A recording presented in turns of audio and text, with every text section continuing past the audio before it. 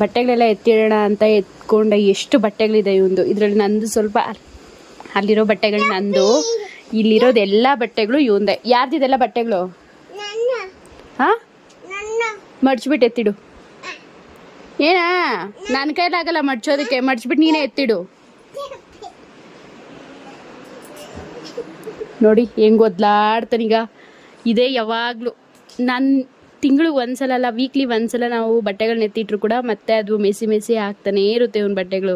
ಯಾಕಂದರೆ ಯಾವ್ದಾಗ ಅವನಿಗೆ ಇವಾಗ ಸೆಲೆಕ್ಟ್ ಮಾಡ್ಕೊಳ್ತಾನೆ, ನನಗೆ ಇದು ಬೇಡ ಅದು ಬೇಡ ಅಂದ್ಕೊಂಡು. ಎತ್ತಿಡು ಬಟ್ಟೆಗಳೆಲ್ಲ ಮಡ್ಚು ಬೇಗ. ಹಾಂ, ಏಕೆ? ಮತ್ತೆ ಎತ್ಕೊಂಡೋಗಿ ಯಾರಿಗಾರು ಕೊಟ್ಬಿಡ್ತೀನಿ.